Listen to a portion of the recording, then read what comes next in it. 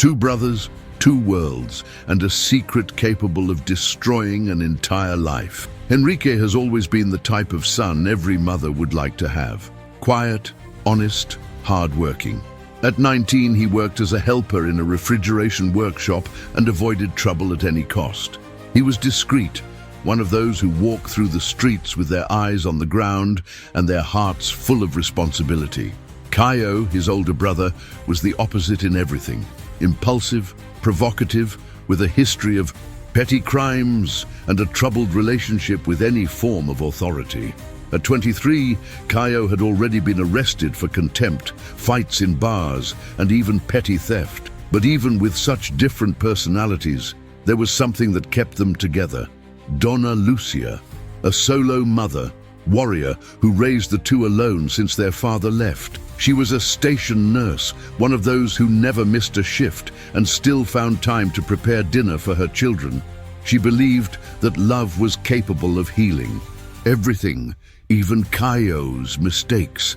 Therefore, while the world was pointing the finger at her eldest son, Donna Lucia extended her hand.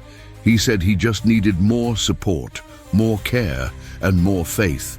And it was in this environment full of silences, promises, and invisible bonds that their story began to head towards a tragedy that no one could have predicted.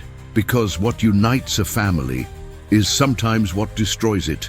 If stories like this move you as much as they move me, then you know how important it is to give visibility to those who have had their voice taken away by silence. Leave your like, not for me, but for all the Henriques who still await justice. And subscribe to the channel, because each video here is a wound that we refuse to ignore. Together, we transform forgotten stories into screams that the world can no longer silence. That night seemed like any other. The rain fell heavily, running down the rooftops and silencing the sound of the city, as Henrique and Caio walked slowly home after a few beers in a corner bar. The conversation was light, almost trivial, as if for a few moments the difficult life they both led had taken a break. It was then that, as they passed a small grocery store that was still lit, Caio stopped. He looked at the illuminated window, as if looking at an opportunity.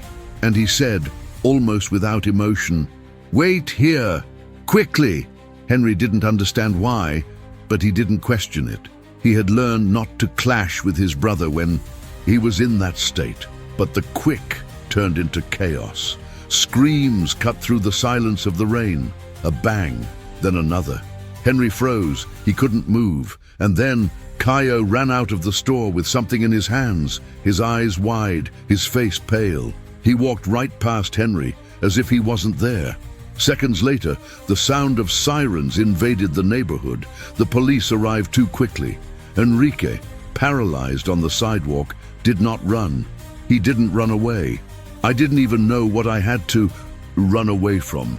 I just knew something horrible had happened, and he was in the wrong place at the wrong time, next to the wrong person. Henrique was taken away without handcuffs, but with his eyes full of fear that he himself could not explain. Inside the car, all I could think about was Caio. Where was he? What had happened inside? And most importantly, what should you do now? At the police station, the minutes turned into hours. Questions, bright lights on the face, harsh voices demanding answers. But Henry was silent. I didn't say a word, not even to deny it. Within him, a conflict tore at his conscience, denouncing his brother or carrying the blame alone. He preferred silence. I thought that all this would be resolved, that all that was needed was time to show who really was to blame. But that wasn't what happened. The investigation was quick, perhaps too quick. Witnesses, confused by the rush, said they saw a young boy at the scene. The description matched, and Henrique was already detained. For the researchers, that was enough. Caio disappeared without a trace, and Henrique's silence, which in his mind was an act of love, came to be seen as coldness. For the system, whoever remains silent consents. And at that moment, Henrique became the main and only suspect for a crime he never committed. When the case reached the local media, Henrique's trial was no longer just judicial. It was public, relentless, and shaped by sensationalist headlines. "Young man is arrested after robbery followed by death," said the newspapers. "Killer or accomplice?" asked the radio programs. Henrique, poor, without academic training, without resources to pay for a private lawyer, became an easy target in a system that always preferred speed over the truth. The public defender who took over his case barely had time to read the file. The prosecution, on the other hand, constructed a solid narrative, emotionally powerful but factually fragile.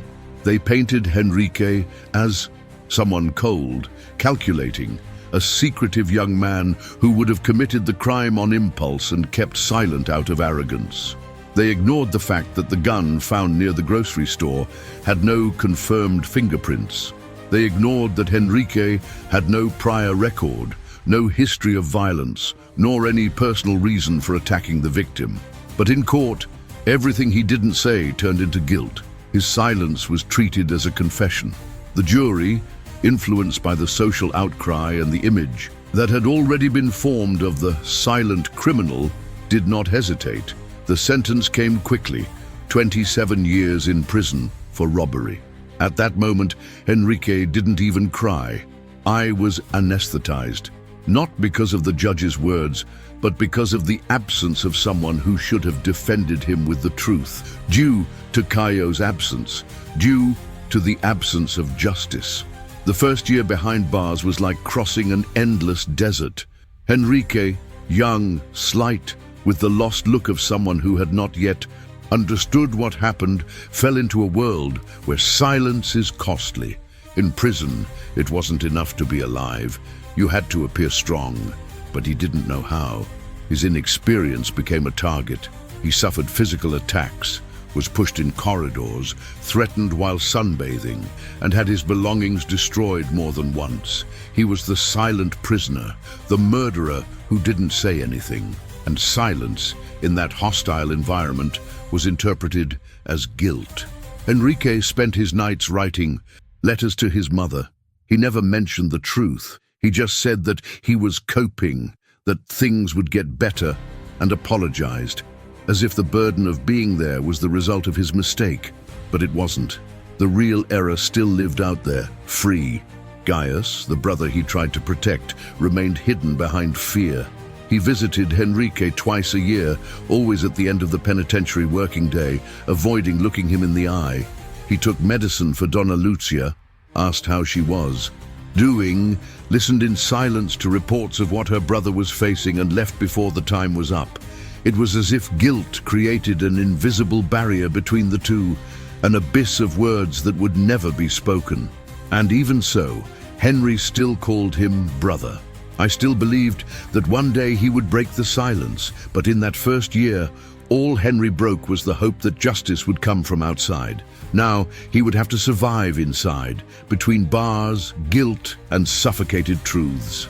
If you were in Henrique's place, would you have the courage to carry this guilt in silence out of love for your family? Or would you have reported it, even though you knew it would destroy the ones you love? Comment below a word that defines how this part of the story made you feel. It could be sacrifice, betrayal, or even injustice. I will be reading everything. As time went by, Caio began to disappear from visitors, like someone trying to escape his own reflection. He said it was too difficult to face his brother behind bars, but the truth was that the guilt was eating away at every part of what was left of his conscience. He lost his job, moved away from his friends, fought with his uncles, and began to sink into a silence as deep as Henrique's in prison. Depression took over. He slept poorly, with nightmares that made him wake up sweating, reliving that night when it all started. But still, he didn't speak. On each of his mother's birthdays, he would show up with medicine and flowers, pretending to be strong, while inside he was imploding. He told himself he was protecting Donna Lucia, that she couldn't handle losing her second child, that it was enough to see one behind bars. If she finds out it was the other person, she will die, he repeated mentally. And so, day after day, Caio became a prisoner of his own silence, and the weight of this secret dragged him deeper and deeper. Even though he was surrounded by bars and concrete, what hurt Henrique the most wasn't the cell, it was the silence. A silence that screamed louder with each mother's birthday when he sat in the corner of the cell with the dim morning light filtering through the cracks to write 2 letters. One for Donna Lucia, saying she was fine, that she missed me, that she still dreamed of the smell of her coffee. And another for Caio. There was no charge in it, just hope. Hope that his brother would one day find the courage to do what was right. Henrique believed that the truth always finds a way to emerge, even if it is little by little, even if it takes too long. But years passed, and no answer came. In prison, time seemed to drag by cruelly. He saw his own youth run down the corners of the cell like dirty rainwater. Dreams were replaced by routine, the routine for survival, and even among the inmates, men who also carried their own crimes, Henrique was viewed with suspicion. He was the market killer, the one who killed for a change. The label followed him wherever. He went inside the prison, and no matter how much I tried to explain, no one wanted to listen. The system had already decided who he was. Justice had already written its history, and he just kept living, waiting, believing that one day someone would finally say, he didn't do it, he didn't deserve to be here. But the truth, however certain it was inside him, seemed increasingly distant from being heard on the outside.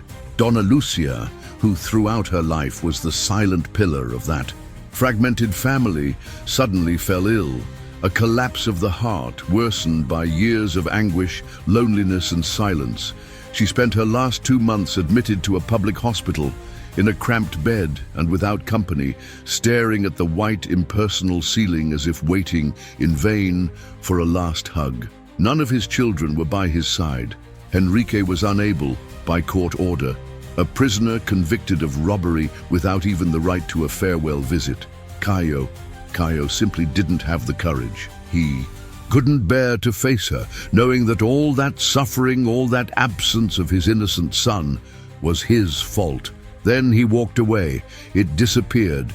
He pretended that time would heal what he himself didn't have the strength to fix. Henrique found out about his mother's death from a prison officer who read the news like someone reporting a number. Your mother passed away yesterday. Nothing more. No possibility of a wake, no space for mourning. Sitting on the edge of the concrete bunk, he closed his eyes and tried to remember the last time he saw her. It was an ordinary afternoon when she showed up at the prison with a bag full of cut fruit and that tired but insistent smile. She said everything was going to be fine. Who believed in him? That God knew the truth, and now she was gone, without knowing anything, without hearing what he wanted to say so much, without seeing the brother he protected so much finally say the truth they buried together. On the day of the wake, Caio arrived with his head bowed. He was thinner, older, with red eyes from insomnia and guilt. When he approached the coffin, he didn't just see his mother's body. He saw the last silent witness to everything he had kept hidden for 15 long years. The chest tightened, the legs weakened, and in that moment, in front of the only person who loved him unconditionally, the armor he had worn for so long simply fell away. There, next to Donna Lucia's body, with the family gathered around him, he collapsed.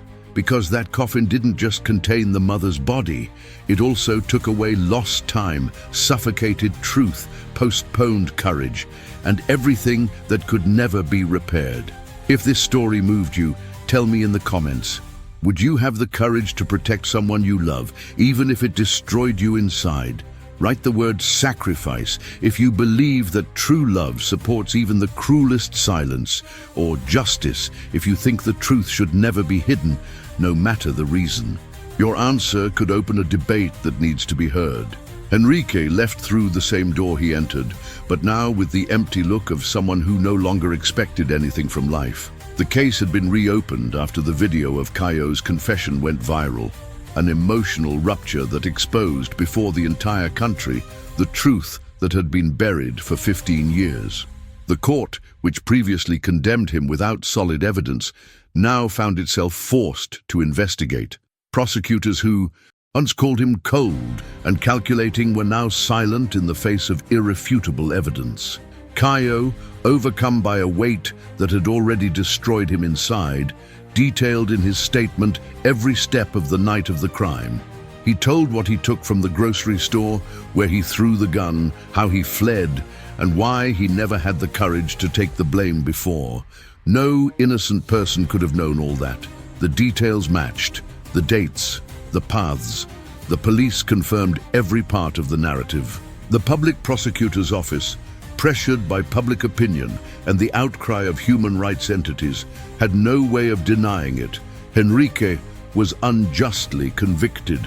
The sentence was overturned, the criminal record clean. But none of that would give back the lost time, the accumulated traumas, the youth that ran down the drains of a cell. Henry was freed, but he was no longer the same man. He was someone who had survived the most brutal injustice, and now he would have to learn to live in a world that had moved on without him. Henrique crossed the penitentiary gates without a journalist waiting, without welcome banners, without a single applause. There was no human rights team, no prosecutor asking for forgiveness. The state simply complied with protocol. It removed his name from the system, handed him an envelope with documents, and pushed him back into a society that forgot him. When he stepped onto the street, he no longer recognized the world. The bar on the corner had become a pharmacy. The buildings seemed taller, and people were walking too quickly to notice the man who had spent 15 years unjustly imprisoned. Henry has returned home, or at least to what he once called home. But the smell of her mother's cooking was no longer there, nor was the sound of the television playing old soap operas.